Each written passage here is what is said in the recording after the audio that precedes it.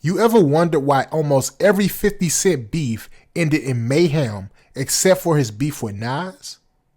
We all know that the relationship between 50 Cent and Nas has been up and down over the years, and thankfully it's up right now. However, for a minute, 50 wasn't rocking with Nas for a couple of different reasons. One main reason was that Nas teamed up with one of 50 Cent's biggest enemies, Supreme Mcgriff, and he did a documentary with him. Despite all of that, 50 didn't try to end Nas like he did Ja Rule and Irv Gotti. I have the clip where he explains exactly why he spared Nas, but I'm going to save that until the end of this video because I need y'all to understand the severity of the situation. Here's a clip from the Breakfast Club of 50 Cent explaining just how crazy the beef between him and Supreme got. And he even goes into detail about how Supreme allegedly got his arm broken in jail. Here's what 50 Cent had to say. And they wouldn't say nothing to me though. They go, nah, like when I seen him, he didn't say nothing. He didn't have a problem with the record. Mm-hmm. Then he had a problem later when law enforcement started to hold on to the record. Mm. And they're not holding the record because of what I said on it. Because they already got a separate homicide that you're sitting in here on. Mm. They already got your tapes and the dope that you got caught with in Baltimore. So what they're really holding you to is the fact that I didn't say nothing when I got hit. So they're saying he's associated to this thing with this kid, and this is why they keep bringing that into this actual case. Remember all of the snitch, you a snitch, you this is now. Yeah. That's the worst thing you can be in the environment that I come up in, right? Where the snitch at in the documentary? Yeah. I'm not in that case. Yeah. His idea is, yo, leave them alone. They our food, because he's eating off them. Like when the feds are saying, yo, why? He's saying, yo, we beat the feds. You never beat nothing. You wasn't involved in nothing. They really washed you up to make sure that they got him so you couldn't help him. Financially. Yeah, they only put you in the case to eat you. Mm-hmm. He'll tell you he was $2 million in the hole in the thing. I think I heard that. He said that on Drink Champ. Yeah. So while you $2 million in the hole is to make sure you can't help him. He went to trial with illegal aid. Mm. That they never had a hung jury, no nothing. These words out of his mouth. You see what I'm saying? Mm-hmm. When I go see Biz, I go see Cat in Clinton. Mm-hmm. Cat go, yeah, he fucked that up. He go, I don't understand. He was supposed to have both. You see what I'm saying? Like he's going, you from there. Like you from there. That's automatic.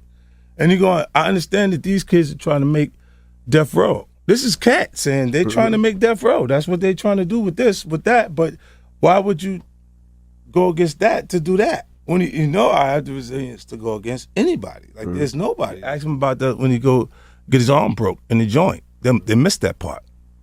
He gonna say he slipped, fell on the mop. These are some serious dudes 50 Cent is talking about here. Dudes that allegedly got 50 Cent hit 9 times. So I get why he would have issues with Nas for working with Supreme. In the defense of Nas though, it was all hip hop for him, and he didn't want the street drama messing with the music. We all know that lyrically, Nas is a bad boy and ain't nothing to play with. So when 50 came at him back in the day, it took everything in Nas's power not to do him like Jay-Z. I'm sure looking back at it now, 50 Cent is grateful Nas didn't ether him. And as you'll hear at the end of this video, 50 Cent admits why he thinks Nas is the one. So again, make sure you stay to the end of this video to check out that clip. But first, let's hear Nas explain why he didn't body 50 Cent like he did Jay-Z. Here's what Nas had to say during his interview with Sway. When you and Jay went at it, that kind of put a new kick in the game. Even when 50 was going at it with Ja and everybody started going, the distance kind of served as, it kind of sparked a lot of interest. Absolutely. And truth be told, from the days of Pac to Jay to 50, you've always had that kind of spark in your career and you've always responded. On this album, is there any response to the recent disses that you've gotten from artists like 50 or Cam and Jim Jones and these guys? Are you gonna body a crew on this album? Nah. See, the stuff that I do say some things I'm struggling with. I'm trying to uplift the unity. Mm-hmm. So if I feed into it, we know what that is. Mm-hmm. When I battled, that was one of the biggest, if not the biggest battle in rap music. So we know it gave them a whole platform to stand on. So they standing on a platform I built. And in some of the disses, they're saying, you know, some of the stuff that I said. If you listen to Cam's thing, it was just pieces of ether put together, you know. So they're standing on a platform that I helped build. And so you have to make a certain amount of albums yet to be on in the ring with me. You have to have survived a lot. You know what I mean? You can't be an album or 2 albums, or you went platinum one time and you may have performed in front of 6,000 people twice in your life. You can't do that. That's not about. You gotta be, to get in the ring with me, you gotta be somebody in my weight class. You can't be, you know, you can't fight like that. So that's not really a battle. But there is spankings that I could do. You know what I'm saying? Like lyrical, verbal assaults that I could do on some of you clowns out there. But honestly, the take on this album is like really more of a unity thing. You know what I'm saying? So, personally, I think 50 Cent can hold his own against Nas now. But at that time, a young 50 Cent would be in real trouble. Considering what Nas did to Jay-Z, that could have ruined both 50 Cent and G Unit's legacy. I think that's the real reason 50 didn't really try hard to end Nas. Ether had to be on his conscience heavy, and he knew despite what was going on in the streets, Nas had the booth on lock. But I'll let 50 Cent explain why he didn't try to end Nas' career like Ja, and also how the alleged robbery of Mobb Deep played a role in his decision making. Here's what 50 Cent had to say on Hot 97. I would expect Nas to just give me a call on certain things, right?